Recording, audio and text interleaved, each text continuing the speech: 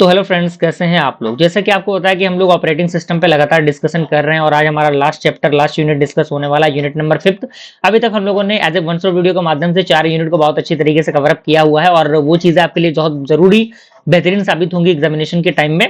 अगर आपने कुछ भी तैयारी नहीं की है तो आपके लिए वो चीजें बहुत ही बेहतरीन होगी। ठीक है, फिलहाल हम यूनिट नंबर 5 की बात करते हैं।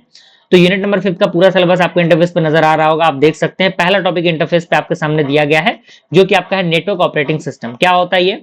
तो कह रहा है कि network operating system is an operating system that manages network resource and provide service to computer connected through network. यानी ये आपका जो नेटवर्क ऑपरेटिंग सिस्टम होता है एक प्रकार का ऑपरेटिंग सिस्टम होता है जो मैनेज करता है नेटवर्क के रिसोर्सेज को और प्रोवाइड करता है एक सर्विस को टू द कंप्यूटर जो कनेक्ट करता है एक नेटवर्क के द्वारा। अगर हम फीचर्स की बात करें तो फाइल का शेयरिंग हो गया, प्रिंटर शेयरिंग हो गया, यूजर ऑथेंटिकेशन हो गया, रिमोट एक्सेस हो गया, नेटवर्क सिक्योरिटी हो गया। एडवांटेज की बात करें तो ये आपका सेंट्रलाइज मैनेजमेंट होता है, सेंटर के द्वारा ये चीजें मैनेज की जाती हैं। रिसोर्स शेयरिंग करता है ये इजी कम्युनिकेशन प्रोवाइड करता है और ये इंप्रूव करता है सिक्योरिटी को। ठीक है।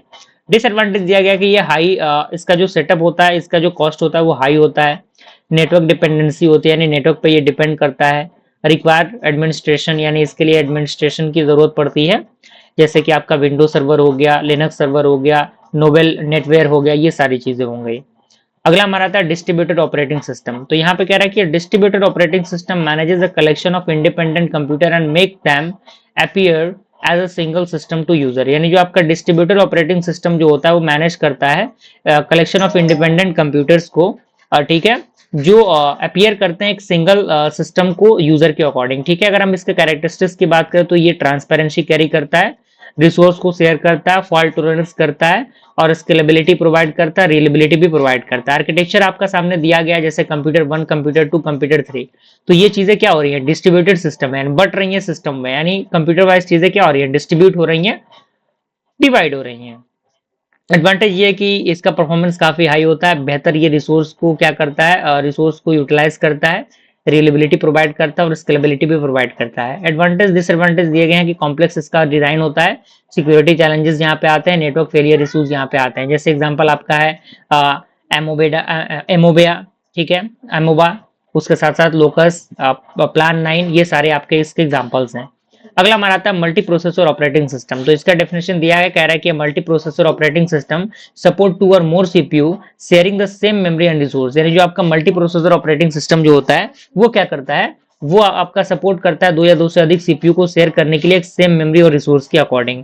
जैसे स्ट्रक्चर की हम बात करें तो सीपीयू 1, सीपीयू 2, सीपीयू 3 आपके सामने दिया गया है, जो क्या करता है, मेमोरी को शेयर करता है। अगला हमारा आता है टाइप, जो कि आपके टाइप सामने टाइप दिए गए हैं, जिसमें पहला आपका आता है सिमेट्रिक मल्टी प्रोसेसिंग। ये सारे प्रोसेसर्स को इक्वली क्या करता है, ट्रेन करता है और हर एक प्रोसेसर जो होता है वो रन करता है ऑपरेटिंग सिस्टम फंक्शन पे। ठीक है। एडवांटेज इसका दिया गया है आपके सामने कि ये बेहतर परफॉर्मेंस इसका होता है, ये लोड करता है शेयरिंग को और रिलेबिलिटी प्रोवाइड करता है। दूसरा हमारा आता है असिमेट्रिक मल्टी प्रोसेसिंग। तो यहाँ पे एक मास्टर प्रोसेसर जो होता है वो कंट्रोल करता है दूसरे को और स्लेव प्रोसेसर जो है परफॉर्म करता है एक असाइंड जो आपके टास्क होते हैं उनको। एडवांटेज दिया गया कि इसका जो डिजाइन होता है वो काफी सिंपल होता है और इसका मैनेजमेंट भी काफी आसान होता है। ठीक है, आपके सामने यहाँ पे मेंशन किया गया है। अब यहाँ पे डिफरेंस दिए गए हैं, आप यहाँ पे देख सकते हैं। ठीक है, तो यहाँ पे आपके सामने वो सारी चीजें मेंशन दी गई हैं, यहाँ पे डिफरेंस दिया गया है, क्योंकि डायरेक्टली एग्जामिनेशन में कई बार डिफरेंस पूछ दिए जाते हैं, तो हर पॉइंट ऑफ व्यू से आपको तैयार रहने की जरूरत है। अगला हमारा आता है केस स्टडी, जो कि आपका यूनिक्स ऑपरेटिंग सिस्टम है। तो ये आपका जो यूनिक्स होता है एक प्रकार का मल्टी यूजर, यानी इसके अंदर मल्टीपल यूजर काम कर सकते हैं। मल्टीटास्किंग ऑपरेटिंग सिस्टम होता है जो डेवलप हुआ, कहाँ पे डेवलप हुआ भाई, जो बेल के लैबोरेटरीज थे, यानी जो लैब थे उनके अंदर इसको डेवलप किया गया था, जिसमें मल्टीपल यूजर मल्टीपल टाइम्स में क्या कर सकते थे, काम कर सकते थे। फीचर इसका ये था कि मल्टी यूजर था, ये मल्टीटास्किंग था, ये पोर्टेबल था, यानी इसको एक स्थान से दूसरे स्थान तक ले जाया जा सकता था, ये सिक्योर था और ये हायरार्किकल फाइल सिस्टम कैरी करता था। ठीक है।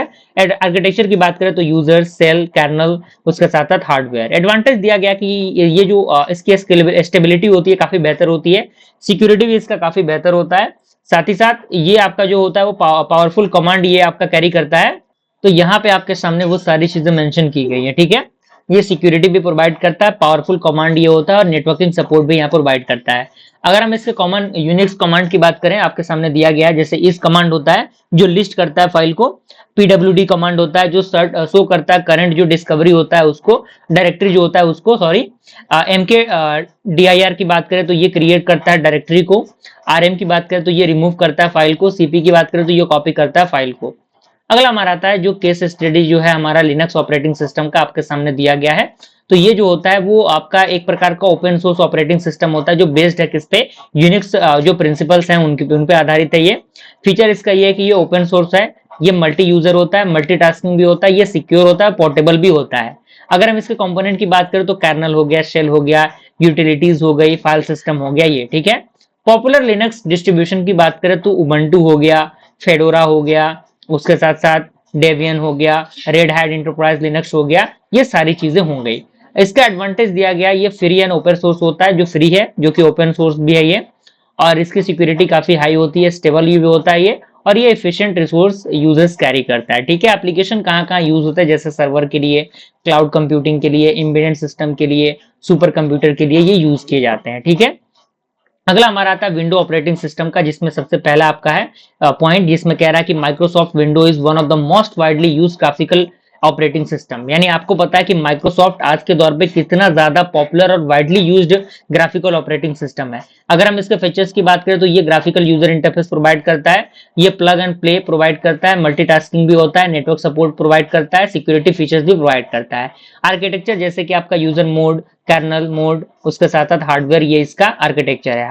एडवांटेज की बात करें तो इसको यूज करना काफी आसान होता है, ये वाइड सॉफ्टवेयर सपोर्ट प्रोवाइड करता है और ये एक्सटेंसिव हार्डवेयर कंपेटेबिलिटी प्रोवाइड करता है, ठीक है।